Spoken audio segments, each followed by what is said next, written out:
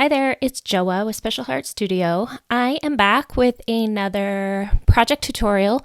This time I'm going to show how to cut and then assemble my paper Christmas wreath. To get started, you'll want to download and unzip the pieces to the wreath from my freebie vault. If you're not a member, you can sign up absolutely free on my website at specialheartstudio.com. The file will come with two different downloads, the bow pieces and then the greenery and the berries for the leaf.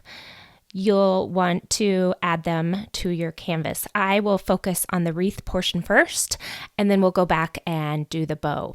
Because users may want to make a wreath of different size than I have shown here in my tutorial, I only included one of each of the pieces in the download. I can tell you I used a 14-inch foam wreath form, and for my tutorial, I will tell you the number of leaves and berries that I used for that 14-inch wreath.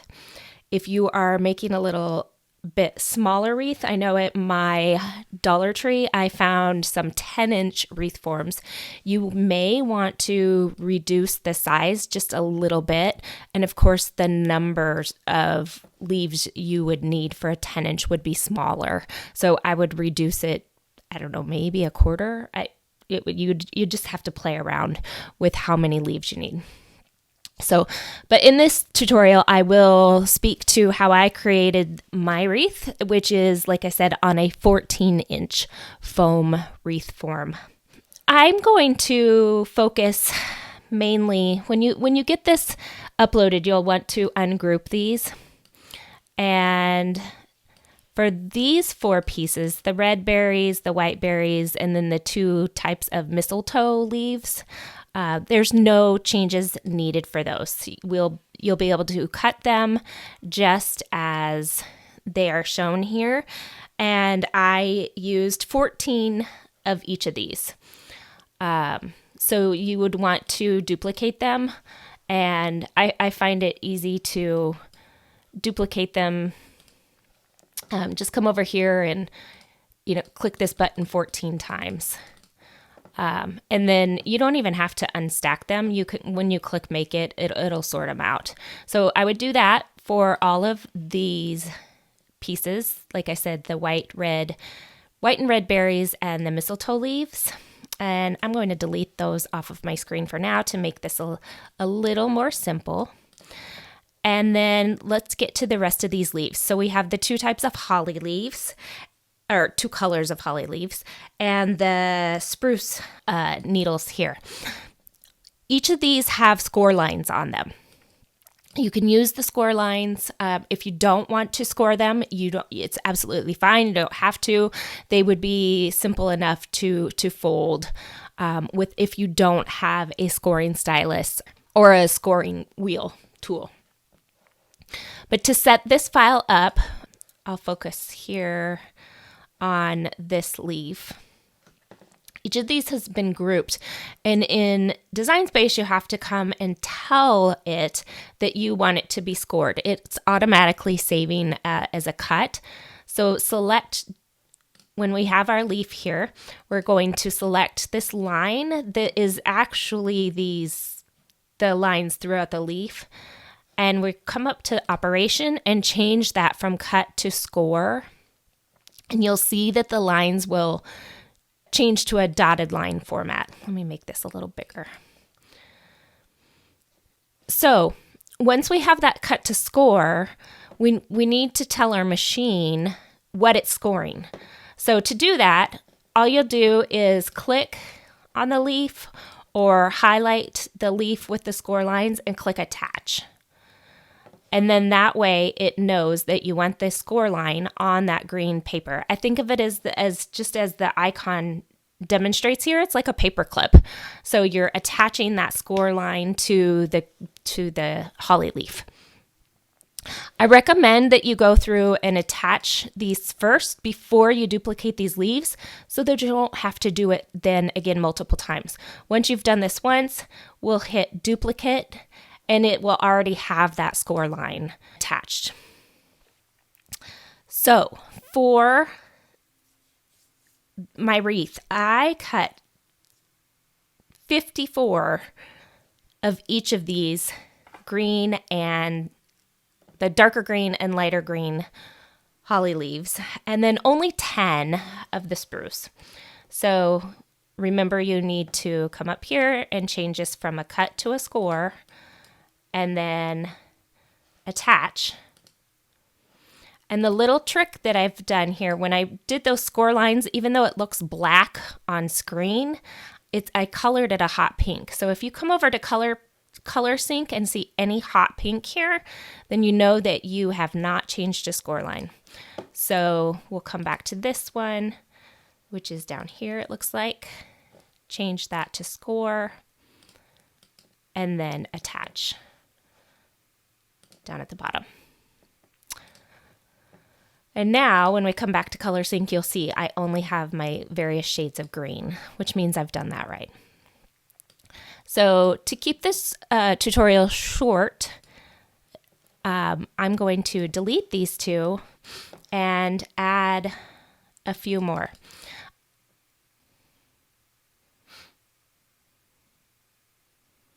Well, I added a few more than I thought I did, but that's okay. Now, when Design Space sees all these leaves, it spaces them out. So if you want to conserve paper, which is something that I try to do, you can change the spacing on these. So I cut mine on the Recollections cardstock from Michaels, and I used 8.5 by 11 sheets of paper. And when that happens, because Design Space it reads this as a rectangle. So if you highlight one of those, you'll see that the little lines around it where it thinks all those cut lines are. So you can always move things on the screen.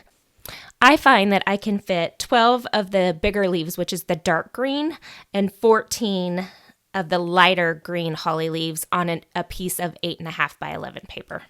So if you come up here and move these just a little bit, you'll be able to fit, a third more than it showed here.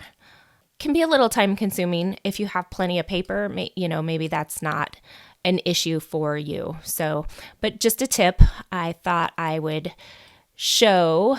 You can fit more on here if you take the time and have the patience to do so. Totally not necessarily, but thought I would share that tip if you are someone who is wanting to save paper. So to change and move them between mats, I would come to the next mat and you'll click on these three little lines and then select the move object. And then you select which mat you want to move it to and click confirm, and then it'll stack it sometimes on another one. And it can be hard when you have all the same piece here. And you would just repeat that process. Move it, and you can keep doing that until they all fit how you want them to.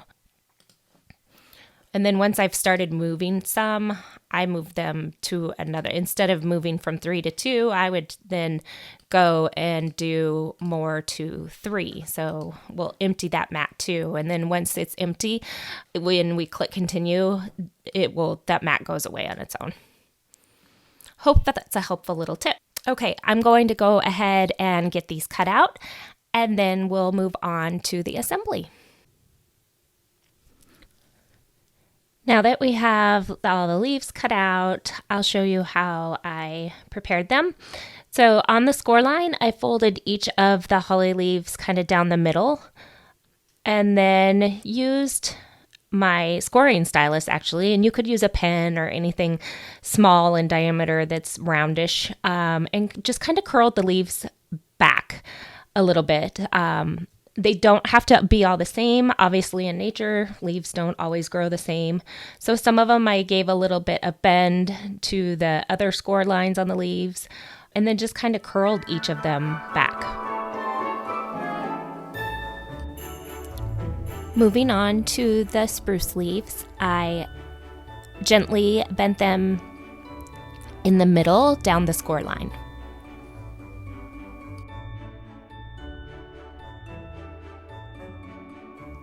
Now we're ready to prepare the foam wreath. I used about 6 to 8 inches of red ribbon to start, and that's because I wanted to have a loop to hang my wreath. After I attached the red loop to my wreath form, I then moved on to wrapping the rest of the wreath form in green ribbon. And I did that so that if there were gaps in the paper or the leaves that showed all the way through to the form, that it would just look a little more finished and pretty. So I simply just kept wrapping the ribbon through the form, adding glue here and there to keep it in place, and then finished it off with glue. I used a high temp glue gun for this project. I highly recommend using a low temp heat gun or glue gun. It would work just as well, and hopefully you won't have as many burnt fingertips as I did.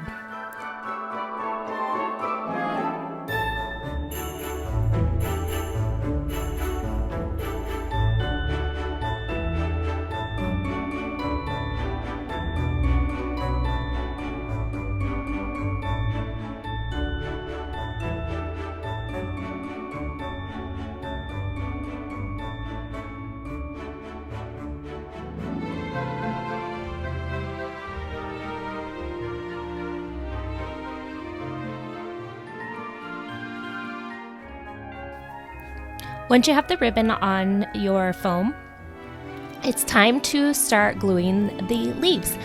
I went around the wreath with the holly leaves first. I did not glue leaves to the very back of the wreath, but all the way around kind of the sides and the front. That was just so it would lay flat against the surface when hung.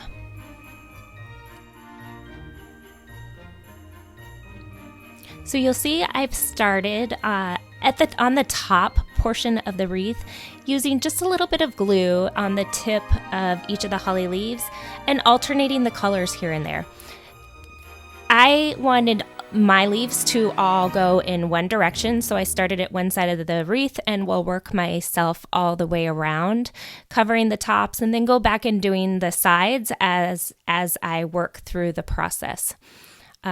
Just space out the leaves, overlap them a little bit. There's really no rhyme or reason, and it's just how you think you would like your leaves to be placed.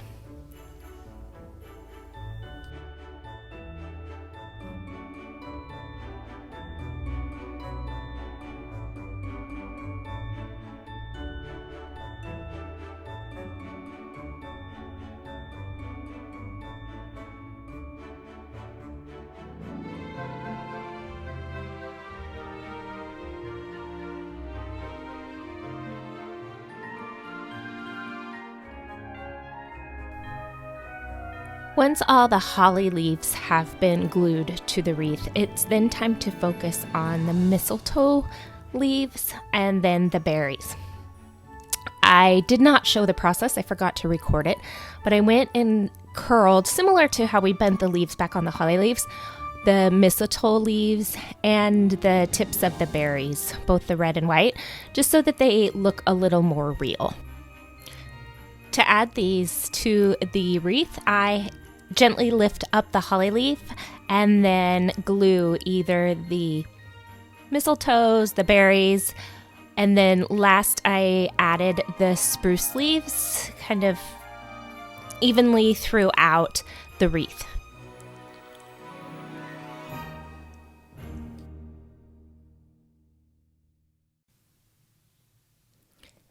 We're now ready to focus on the bow to finish off our wreath. The bow has been saved in the download folder as a separate SVG file, and when you upload it to Design Space, it should come up at this 11.289 times 11.491 inches.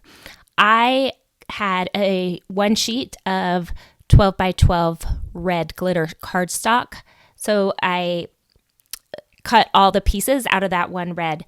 I did not save this. I saved it so that the pieces are all separate. So if you happen to be using 8.5 by 11 paper, of course it would probably take 2 sheets, but you'll be able to do that.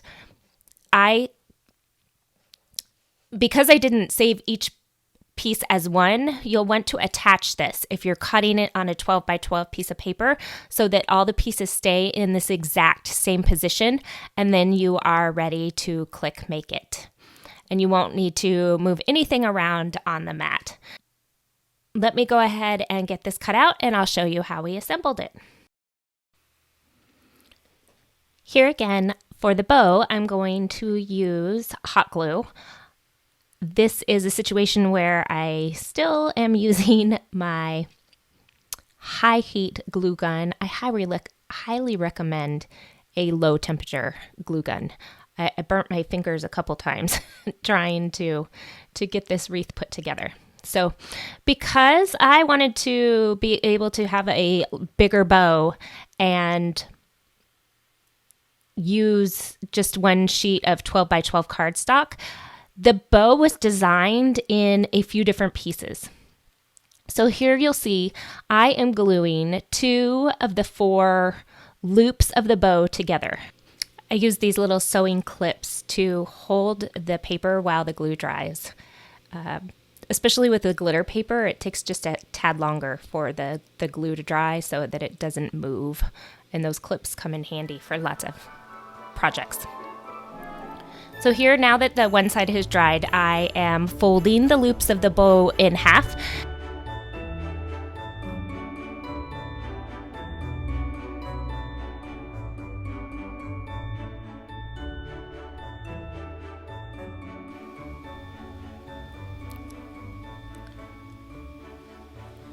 And glue this piece.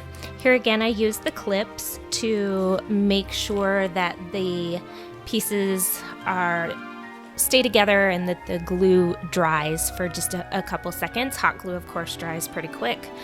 And then we will focus on the second half of the ribbon. And this one we are going to glue on top and bottom of the first part. So here I was just checking how it would work best, but decided that it would probably look better like it was actually tied if one goes over the top and then one on the bottom. So I add a little bit of glue to the flat piece and then place the one that already has the loops on top, and then we will fold and glue the other 2 ends. When the glitter paper is pretty stiff, so I barely creased the edge of the bow so that it would be a little bit flatter, more flat.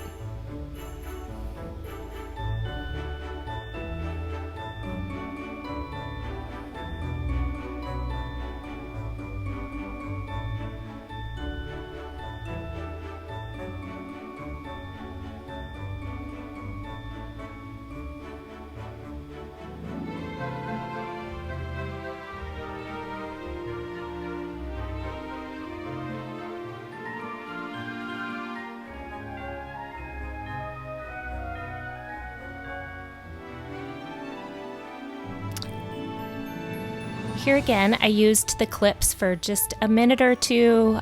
This was a lot of glue. I had extra even oozing out and used my little embossing point to get rid of some of it. But the glue needed to dry because I found that the paper was trying to pop open. So I put a clip on there and let it dry for a couple minutes. Now we want to glue the tails to the back of the bow.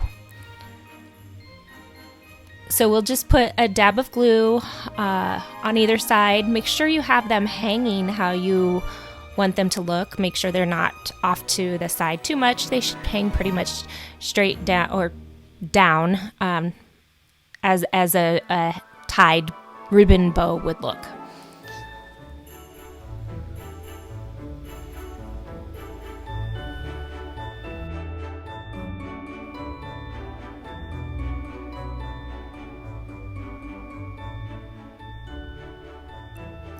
I found after I tied or glued the ties on the ends of the bow ties, the glue is still not quite dry, so it gave me time to turn it over and make sure that those tails were how I wanted them to look.